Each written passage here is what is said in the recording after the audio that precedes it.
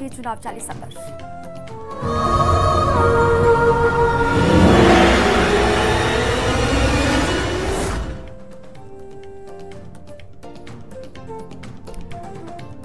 कांग्रेस अध्यक्ष राहुल गांधी ने अमेठी में नामांकन करने से पहले रोड शो किया। राहुल गांधी के रोड शो में उमड़ा जन सैलाब। राहुल गांधी के साथ रोड शो में प्रियंका गांधी भी रही मौजूद।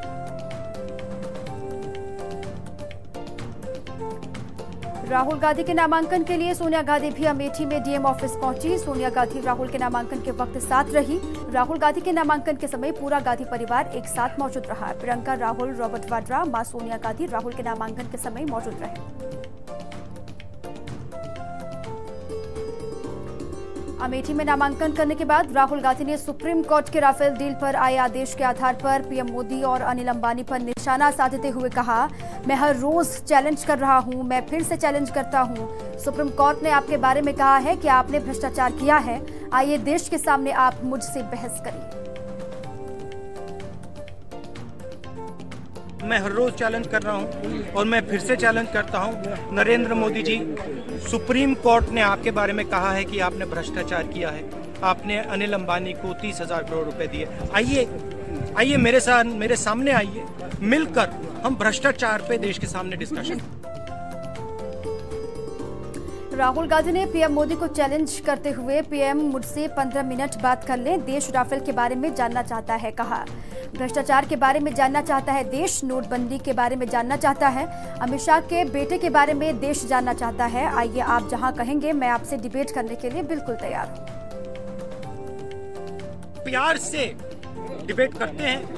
देश राफेल मामले के बारे में जानना चाहता है, भ्रष्टाचार के बारे में जानना चाहता है, नोटबंदी के बारे में जानना चाहता है, अमित शाह के पुत्र के बारे में जानता है। 2 मिनट आ जाइए, 15 मिनट बात कर लीजिए हमारे साथ। जहां कराना चाहे मैं करने को तैयार हूं। प्रधानमंत्री मोदी ने गुजरात के जूनागढ़ में चुनावी जनसभा को संबोधित करते हुए कांग्रेस पर निशाना साधा और कहा, कांग्रेस गर्भवती महिलाओं के लिए भेजे गए पैसे को लूट रही है। वही पैसा अब कांग्रेस के नेताओं के पास निकल रहा है। कांग्रेस गर्भवती महिलाओं के लिए भेजे गए पैसे को लूट रही है। प्रधानमंत्री मोदी ने मध्य प्रदेश के सीएम कमलनाथ के ओएसडी के घर इनकम टैक्स के छापे में पकड़ी गई रकम का सीधा कनेक्शन कांग्रेस से जोड़ते हुए कहा, बीते 3-4 दिन से आप मीडिया में देख रहे हैं कैसे कांग्रेसियों के पास बोरा भर के नोटों की गड्डियां मिल रही है। बीते 3-4 दिन से आप मीडिया में देख रहे हैं कि कैसे कांग्रेसियों के पास बोरा भर भर के नोटों की गड्डियां मिल रही है। गुजरात में चुनावी जनसभा को संबोधित करते हुए पीएम मोदी ने इनकम टैक्स की रेड में पकड़े गए रुपए पर सवाल उठाते हुए कहा कि पैसा किसका था, कहां जा रहा था, सब मीडिया में छन छन कर बाहर आ रहा है। पैसा कहां से कहां जा रहा था, किसके घर से निकला, कहां पहुंचा, सब मीडिया में छन छन करके खबर आ रहा है।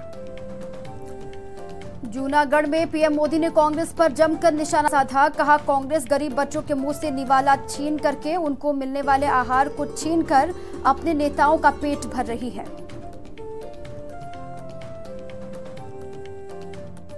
कांग्रेस गरीब बच्चों के मुंह से निवाला छीन करके, उनको मिलने वाले आहार को छीन करके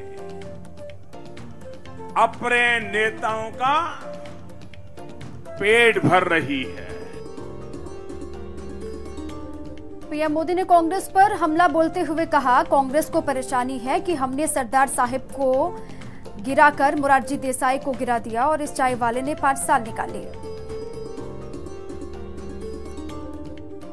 उनको परेशानी है कि सरदार साहब को हमने ठीक कर दिया, मोरारजी भाई को गिरा दिया और ये चाय वाला 5 साल निकाल दिए। राहुल बाबा बुआ भतीजा आप लोग।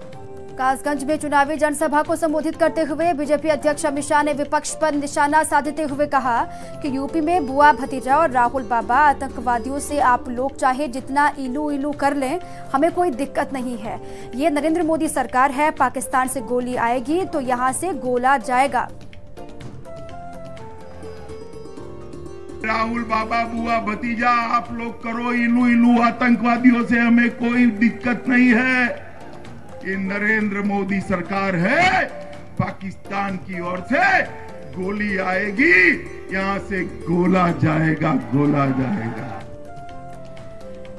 कासगंज में चुनावी जनसभा को संबोधित करते हुए अमित शाह ने दावा किया है कि नरेंद्र मोदी फिर से प्रधानमंत्री बनने वाले हैं और आतंकवादी फिर से कुछ हरकत करेंगे तो फिर से सबक सिखाएंगे। ये तय है, नरेंद्र मोदी फिर से प्रधानमंत्री बनने वाले हैं। अगर आतंकियों ने फिर से हिम्मत करी, फिर से उनके घर में घुसकर उनके फुर्चे उड़ाने का काम ये भारतीय जनता पार्टी की सरकार। समाजवादी पार्टी के राष्ट्रीय अध्यक्ष अखिलेश यादव ने एटा में जनसभा को संबोधित करते हुए कहा, लोग ये चर्चा कर रहे हैं कि गठबंधन के पास यूपी में जितना वोट है उतना वोट किसी के पास नहीं है।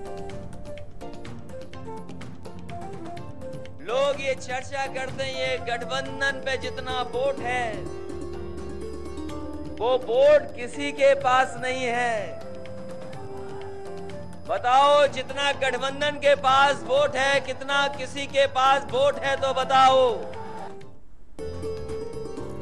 एटा में चुनावी जनसभा को संबोधित करते हुए अखिलेश यादव ने भाजपा के गठबंधन को महामिलावट कहने पर तंज कसते हुए कहा, जो लोग गठबंधन को महामिलावट कहते हैं, याद रखें जनता वोट से चौकीदारों की चौकी छीन लेगी। जो लोग ये कहते हैं कि महामिलावट है, याद रखना जिस समय वोट पड़ेगा गरीब जनता उनकी चौकी छीन लेगी, उन चौकीदार लोगों की। इसलिए महागठबंधन है ये। रैली में चुनावी जनसभा को संबोधित करते हुए अखिलेश यादव ने शिक्षा मित्रों के मुद्दे को उठाते हुए कहा, ये शिक्षा मित्र 2017 चुनाव में गुमराह हो गए थे। जैसे ये गुमराह हुए हैं ऐसे बहुत से लोगों को बीजेपी ने धोखा दिया है।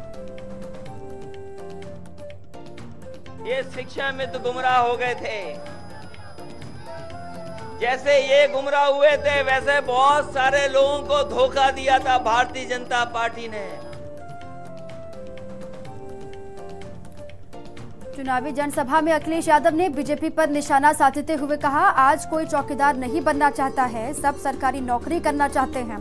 कोई अगर नौजवानों की मदद कर सकता है तो वो समाजवादी पार्टी है। आज कोई चौकीदार नहीं बनना चाहता। हमारे गांव में जो चौकीदार हैं वो सरकारी नौकरी चाहते हैं, चौकीदार सरकारी नौकरी। कोई उनकी मदद करेगा तो समाजवादी लोग मदद करेंगे।